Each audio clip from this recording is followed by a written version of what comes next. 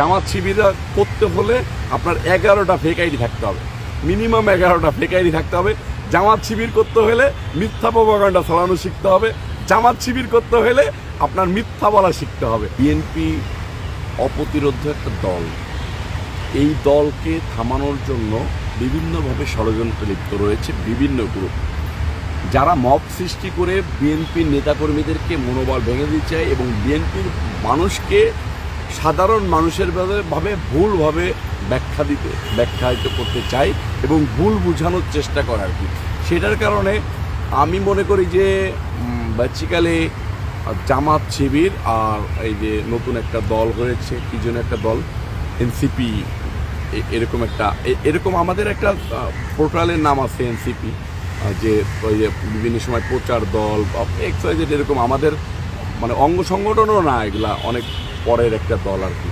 এরকম কিছু কিছু দল যারা নিজেদেরকে জাহির করতে গিয়ে মনে করতেছে যে না, জনপ্রিয়তাই তো আমরা পারতেছি না, বা জনগণের কাছে তো আমাদের কোনো অবস্থান নাই, সেখানে বিএনপি রয়েছে, তাই সোশ্যাল মিডিয়াতে সহ বিভিন্ন কিছু কিছু জায়গায় মব সৃষ্টি করে বাংলাদেশের মানুষকে একটা মানে ডাইভার্সনের ভিতরে নিয়ে যেতে চায় আর কি, বাংলাদেশের মানুষকে ভুলভাবে বুঝাইতে চায়। সেই কারণেই এই মব সৃষ্টি করা, এইটা জামাত শিবিরের ভিতরে বেশি।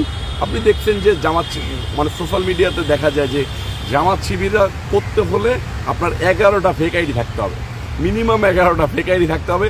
জামাত শিবির করতে হলে মিথ্যা প্রপাগান্ডা চালানো শিখতে হবে। জামাত শিবির করতে হলে আপনার মিথ্যা বলা শিখতে হবে। কালার এক্সপার্ট, জর্জ স্যাপ এবং মাইল্ড অন হ্যান্ডস টেকনোলজি সমৃদ্ধ অরিক্স ক্রিস্টাল ওয়াশ আপনার লন্ড্রি এক্সপার্ট। এটা মানে সোশ্যাল মিডিয়াতে ব্যাপক আকারে ভাইরাল হয়েছে, এরাই মব সৃষ্টি করতে চায়। তবে বাংলাদেশের মানুষ এদেরকে প্রতিনিয়তই প্রত্যাখ্যান করেছে। আমি আপনাদেরকে বলতে চাই একটা জিনিস, যে আপনি দেখেন তো যে যারা মব সৃষ্টি করতে চাচ্ছে, যে জামাত শিবির সহ ছোট ছোট যে দলগুলা, এরা কখনো কোনো আসন থেকে কোনো জোটের সাথে ছাড়া এককভাবে একটা আসন পেয়েছে।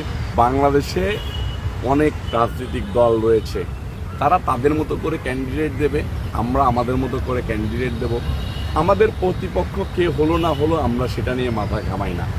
আমরা আমাদের জায়গায় আমাদের দলকে সুসংগঠিত রেখে আমাদের একজন ক্লিন ইমেজের প্রার্থী করে নির্বাচনের মাঠ দিয়ে আমরা জনগণের ভোট নিয়ে বের হয়ে আসব, আমরা সেই দিকের চিন্তায় থাকি।